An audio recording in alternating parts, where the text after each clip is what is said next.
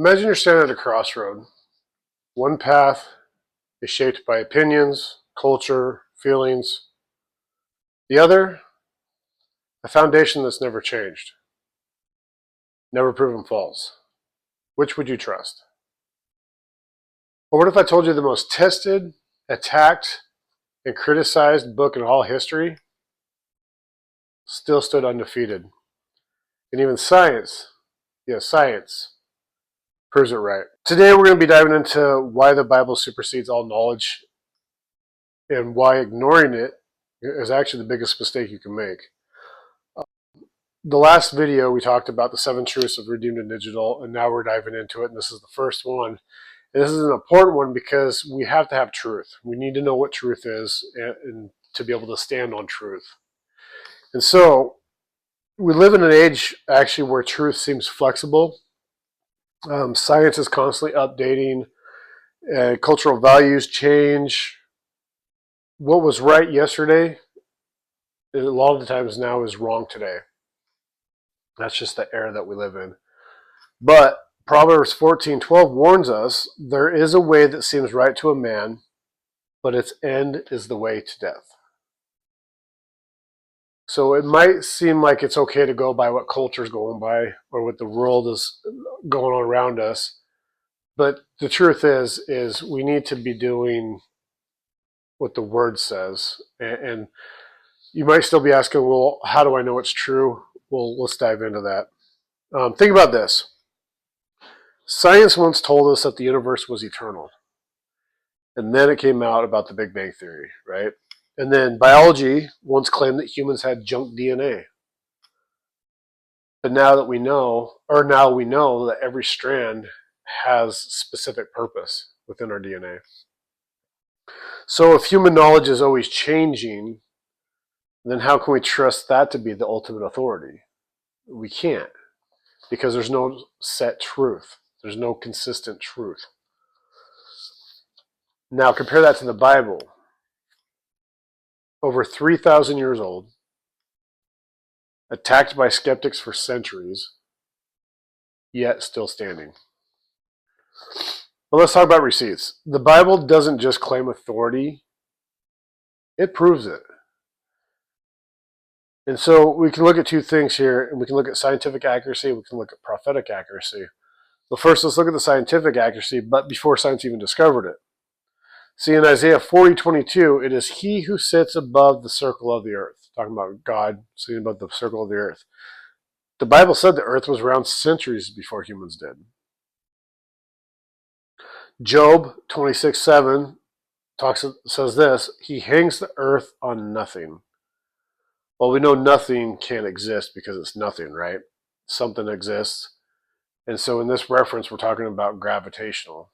Something we can't see, but we know it's there. And ancient cultures actually believed that it was these different gods that held the earth where it was. But no, it's God placed it with a gravitational pull to keep it in place.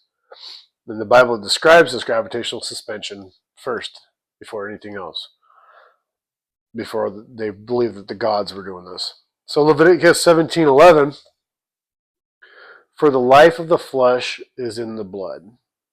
Doctors once believed in bloodletting, but the Bible knew the importance of blood for life, as we saw there in Leviticus. And so moving on out of the scientific accuracy, we're now going to be looking at the prophetic accuracy. And this is something that can go a lot deeper.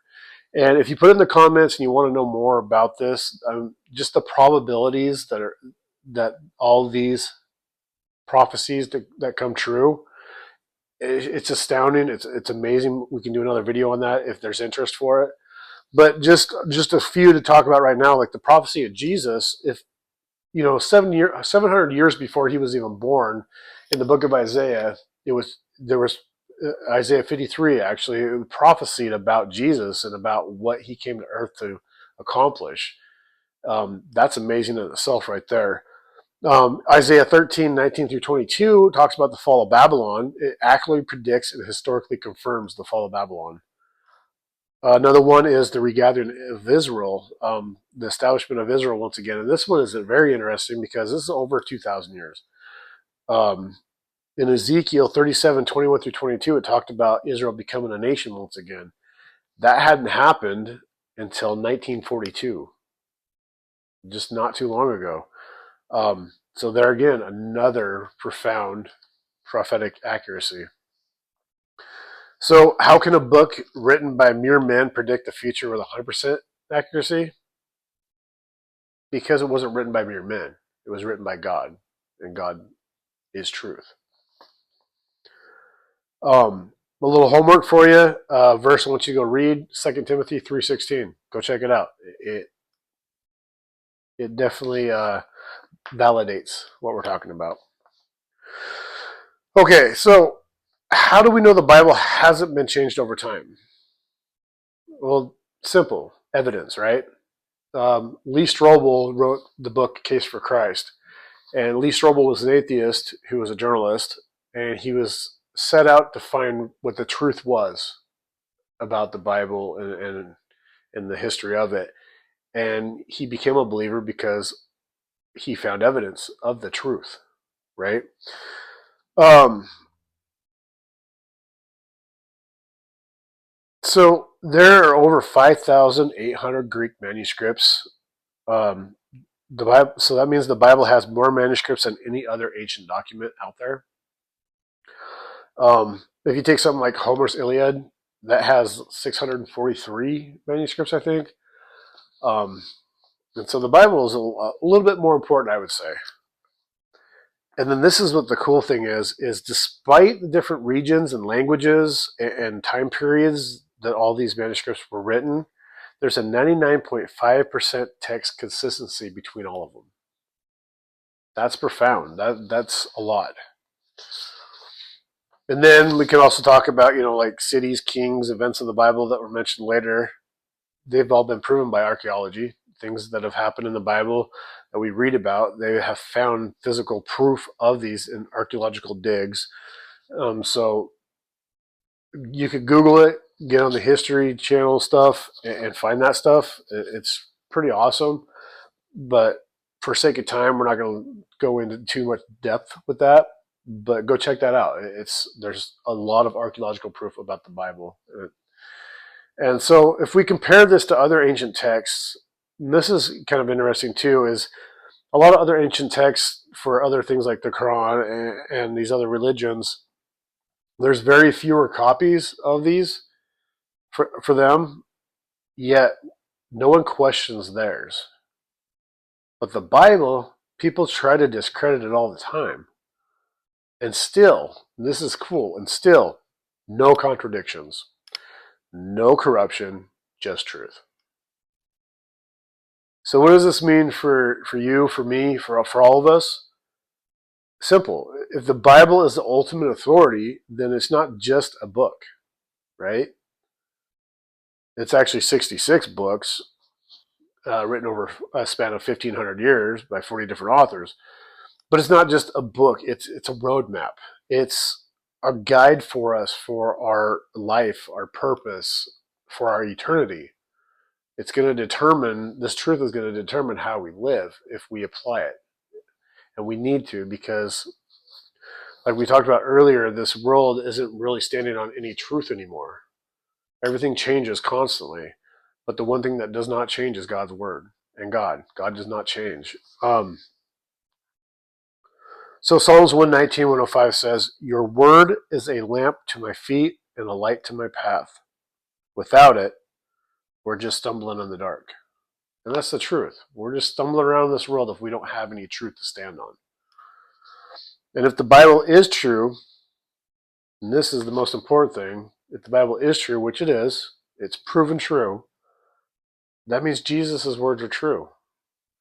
His promises, his warnings, his salvation, it's all true. And they all matter. And we need to know that for our life and lean into that. So the question isn't, is the Bible true? Now the question becomes, what are you going to do about it? Are you going to accept the truth? Are you going to allow that truth to run your life as it should?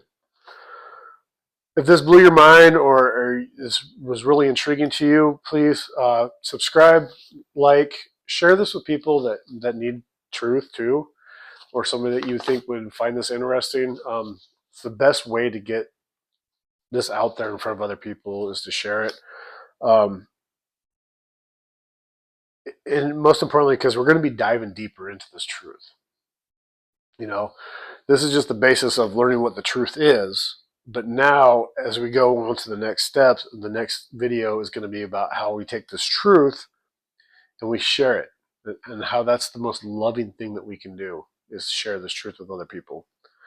But also, too, if you would in the comments, please let me know, like, what stood out to you. What intrigued you about the Bible? I want to know. I'd like to talk about it. If you have any questions, anything in the comments, please let me know. And let's do this in community, because that's the important part.